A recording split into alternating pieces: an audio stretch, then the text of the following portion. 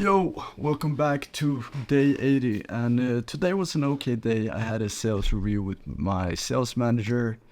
Learned some good things that I'm gonna start implementing, as well as I spoke to a friend of mine who's back from the military now over the weekend. Haven't met him for like 2 months at this point, honestly. And yeah, gonna go shop some clothes in the city. It's about time, because I think I've been wearing the same 3 sets of clothes in the past 80 videos. So yeah, I guess it's the essence of the series. And I really love actually making these videos, because I think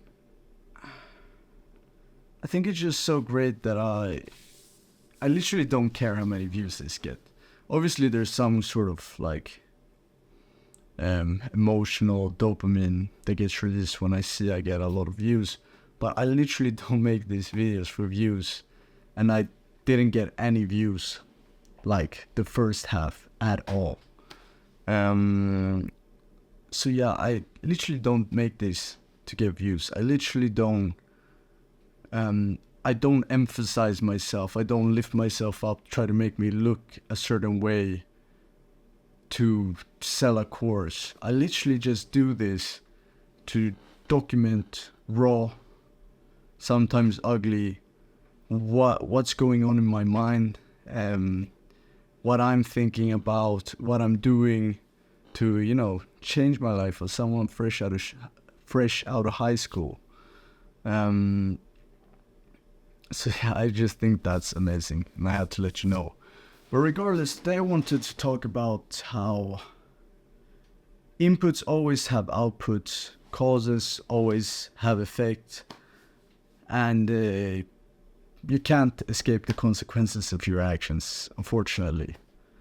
There's 2 kinds of things I've forgotten throughout this series that I had really well in the start. And the first one is that inputs lead to outputs. And the second one is that thoughts, inputs, lead to actions, that lead to habits, that lead to characters, or lead to a character, a way you are, that leads to a life, the life you have. These are 2 things that I constantly drilled in my mind at the start of this series, and that got me very far, Like in the start of the series, I didn't know anything about sales. So, sorry, I got the hiccups, I don't know why. But basically, I didn't know anything about sales at the start of this series. So I had to constantly focus on that and constantly input my mind with information about sales, how to do sales, doing sales mock calls in a sales community, and taking those, reviewing them, and learning from them, and drilling the weak parts, and doing them again, constantly improving, right? All my inputs were about sales. And soon enough, I got decent at it. And it's something I kind of forgot recently. Because the past few days, right, I've been kind of, scrolling a lot of YouTube shorts, listening to a lot of music, which has really gotten stuck in my mind, right? All these inputs.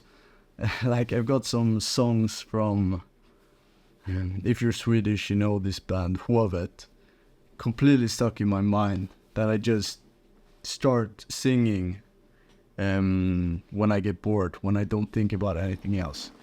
Which, seems harmless, but it just shows me what my subconscious mind is working on. Which, I wanted to work towards my goals, right? I don't want it to work towards, singing their song to the plants, I don't know.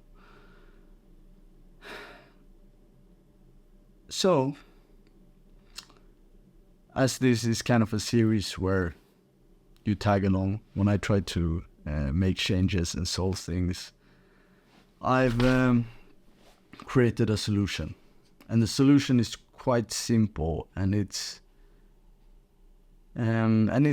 two rules, or two kind of things I do now, or I've implemented them today.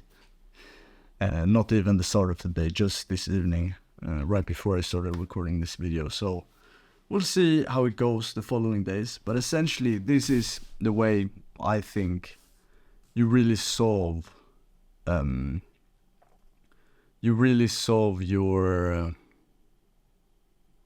your problems, all your problems in life. No, but just what I talked about when you start noticing that your subconscious mind is not working at the wrong or at the right things at all. Basically, the first thing is set internet times. This is something that I got from the book Deep Work by Cal Newport.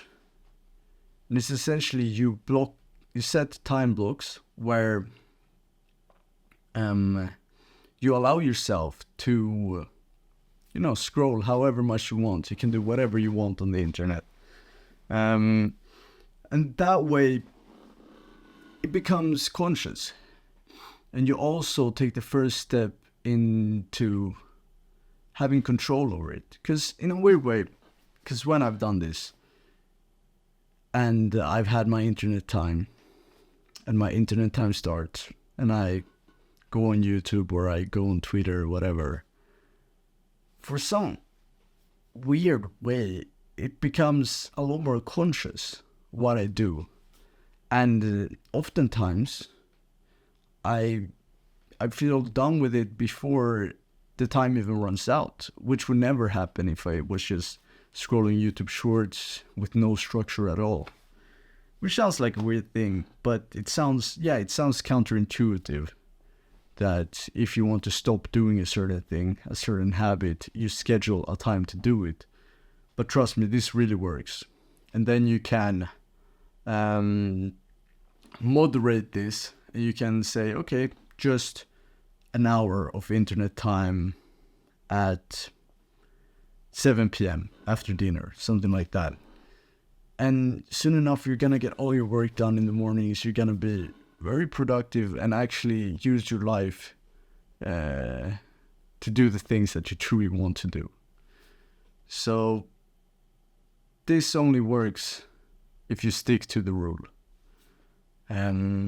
So be very, very clear about this. The way I've set it up is, or that I've set it up mentally and in written word, of course. But the way I'm framing it is I can only scroll, or I've actually listed out the things. Check Twitter, check Telegram, check YouTube, check emails, and check LinkedIn when I have it scheduled on my calendar, literally on my Google Calendar. So that way I set up the exact frame for my subconscious mind, my targeted missile, if you've ever read Psycho-Cybernetics. I've set up the exact frame. That way I know exactly what I can't do, exactly what I can do, and when. And it becomes very clear. So that's the first one. And the second one is simply, or the second one isn't really needed after the first one, but it's kind of a way to view things that I really like. And it's dinner before dessert. I think we've all seen that one video of the professor who has this glass cylinder. First he puts big rocks in it and he asks, is it full? To the students, and they say, yeah, it's full. And then he fills it with small rocks. He asks them, is it full? And they say, yeah, now it's even fuller. And then he pours the sand in, and then he pours water in. And suddenly he's fit so much into this thing. But then, if he instead puts the sand in first, then the small rocks in first, and then the big rocks, only one of the big rocks fit, and 4 of the big rocks can't even fit in the glass cylinder. And that's the way I view work and the way you use your mental energy every day. Because yeah, you've probably heard about the phrase "eat the frog" before, where you do the really hard thing, like eating a frog, the first thing you do in the morning, and then the rest day becomes a breeze. And it's kind of the same concept as dinner before dessert, and this whole rock, sand, water thing. When you do like the big needle moving tasks the first thing in the morning, literally the most important thing, the thing you're most scared to do, the thing that if you do it, you're happy with your day. Suddenly, the first 4 hours of your morning, you've just focused on that. And then you're sitting there, you got the whole day in front of you. And everything is done, literally. And you can go and do whatever you like the rest of the day. So that's why I put dinner before dessert, because regardless, because dessert doesn't even have to be like a bad habit. It can be like reading a book for a little while, or like small activities, small actions. So what I'm really focusing on is doing the big things in the morning and speed running my day. The most important things, right?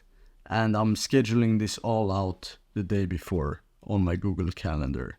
That way I wake up and my day is laid out in front of me and I just have to do. So that's my solution, that's my plan. We'll see how it goes.